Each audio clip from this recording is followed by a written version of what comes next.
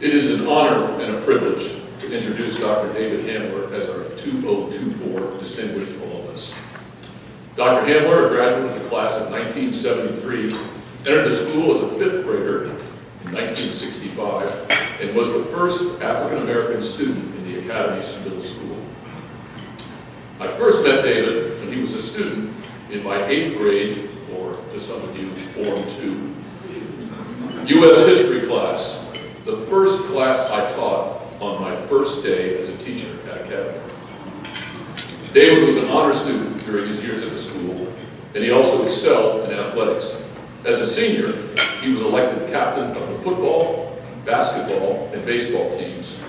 And perhaps most importantly, he was a dedicated and diligent student of economics. After graduating from Academy, David pursued his undergraduate studies at Tufts University, where he played football for 4 years.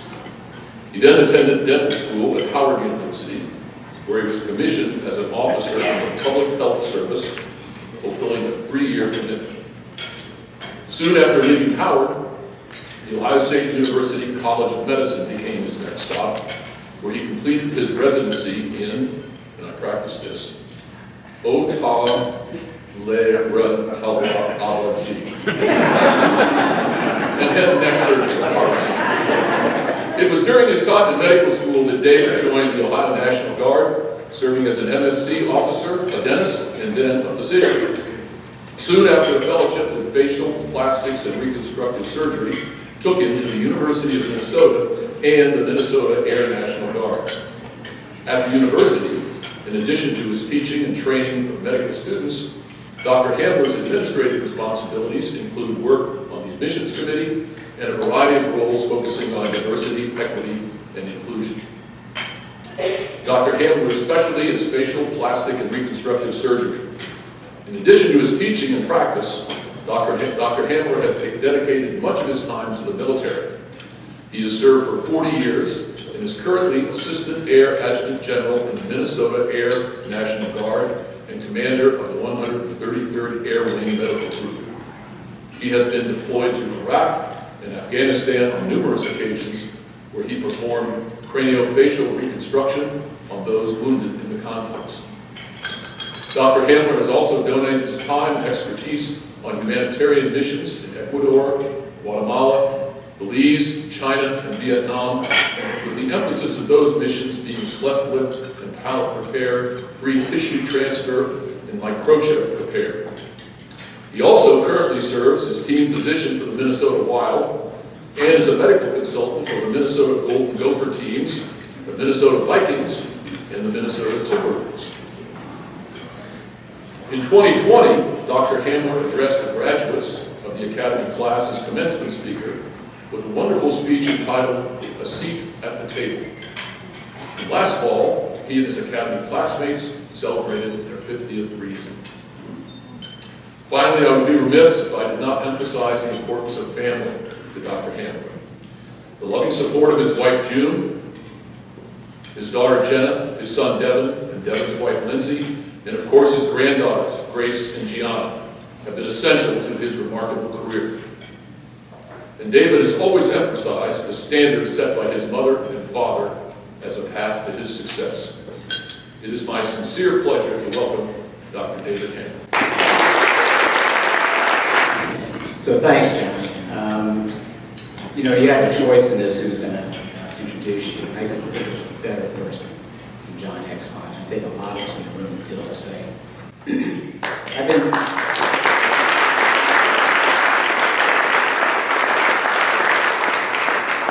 My voice is a little weak. I've been yelling at the TV, mainly Ohio State. See what goes on there. But I want to congratulate our other award, Lloyd Sassetti.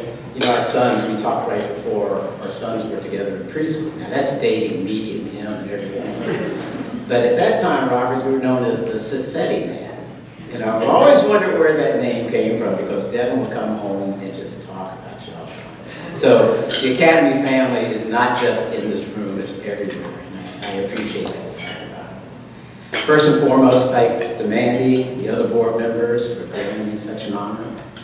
I kind of know it's not a conspiracy because most of you weren't even born when I matriculated here. So. There are some holdovers though, Larry Turton, Dick Watman, and Katie Walker, who's not here. Carlton's here.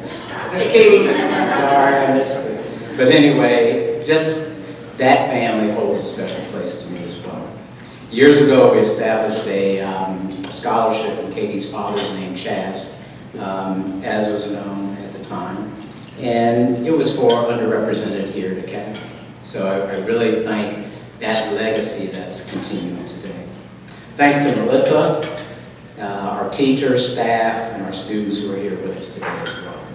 I'm honored to be recognized alongside some of our other recipients who, at least at the time of my trip, Mike Howell and I have been talking about, I was actually a resident under him, and I was when talked about cases, you remember that? So the point is, again, Academy family, but Mike was one of my trainees. There was Mike Crane, Robert Fox, and of course Charles Walker. As I said, I'm extremely proud to have John, who's kind of synonymous with Academy, provide introductory remarks. You know, I can't resist the recurring themes of junior class speeches. Do I get a grade for this? John was the grader at the time. But fabulous speeches, guys. John's more than a teacher, a coach, a mentor, an ally, but also a dear friend whose relationship has only grown through the years. In a way, John exemplifies the constancy of this institution. And I don't mean in longevity, though a case can be made, but the consistency that this institution offers. Of course, I want to thank my family, Sister Jocelyn, her husband, Leighton, Dee Dee, Ron couldn't make it today, her son, Atticus, and of course, Miss Mason. I consider her family because we all grew up together. Kay is quite a dear friend, as is her husband. Finally, my wife, June, put up with me for all these years. She knows a little bit about Academy, but she knows the exaggerated version. It's good to see my classmates who are here. Thanks for coming, guys. And there was a neighbor, Kevin Creamer. Where are you, Kevin?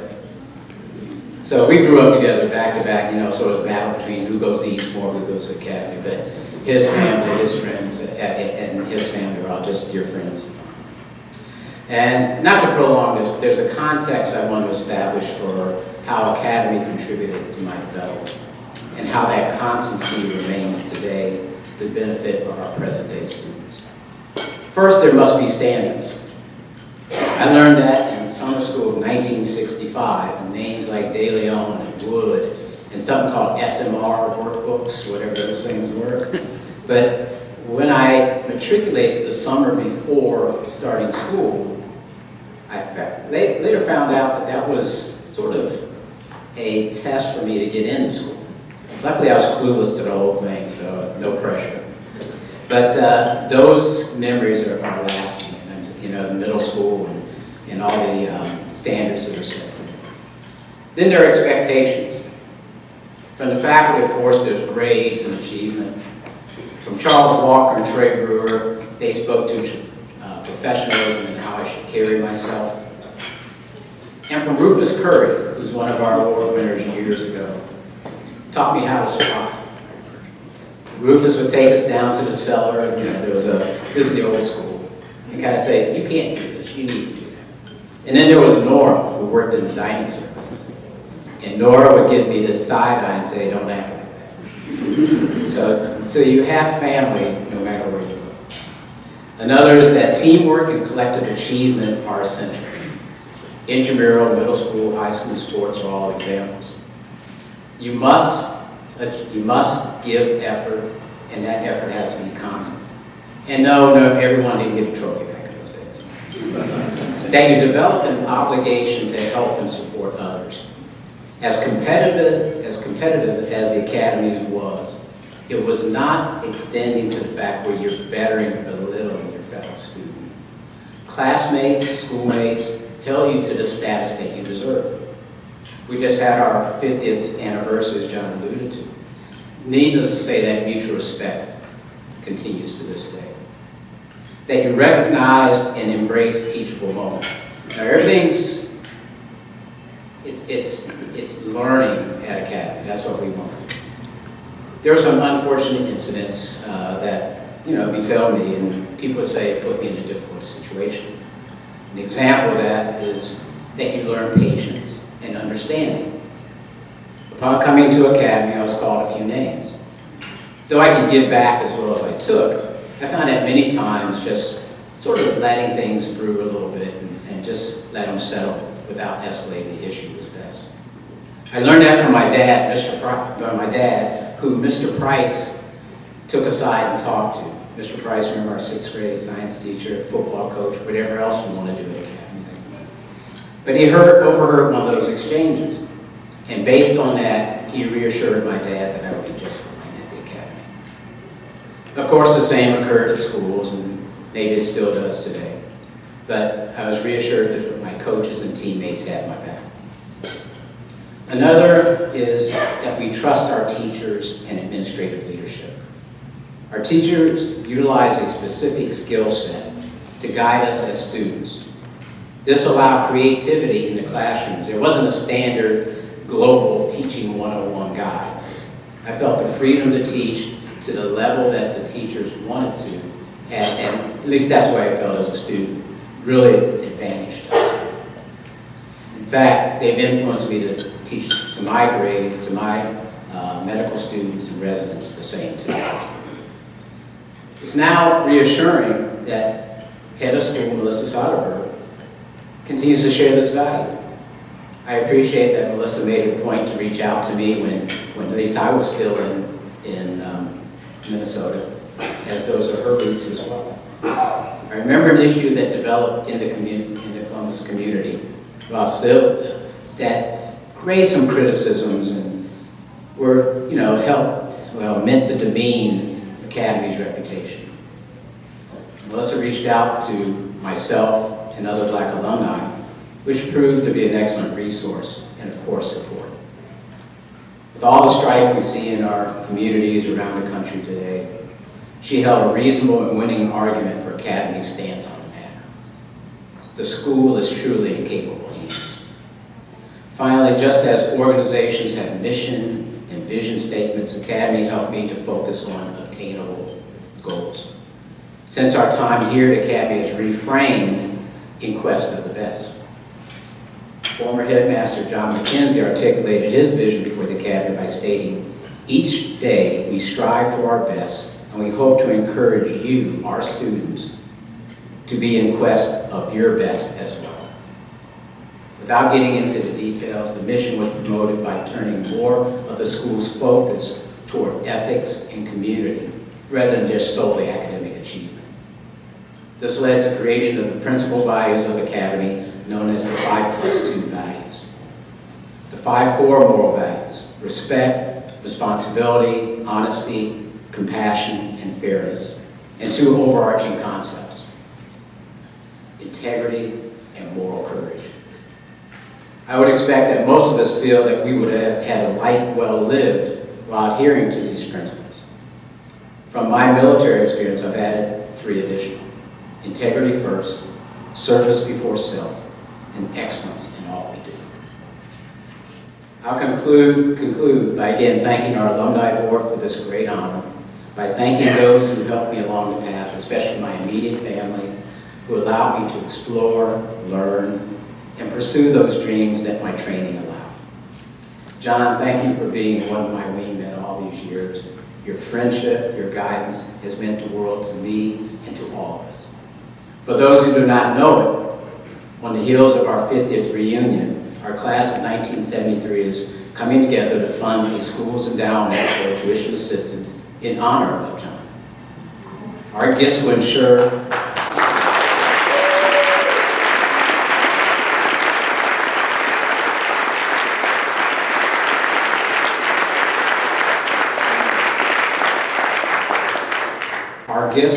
that a Columbus Academy education is within reach for smart, talented, and deserving students whose presence and engagement in the school will enrich the entire Academy community. I would say there's some of my classmates who have helped me through this, and they're here, and I especially like to thank ones that we see after. I think John You know, Frank and I played ball against each other. Kenny showed up. You know, it's just, again, that Academy extended family. But thanks, guys, for coming. Thanks to all who helped put this event together, and thanks to everyone for coming today.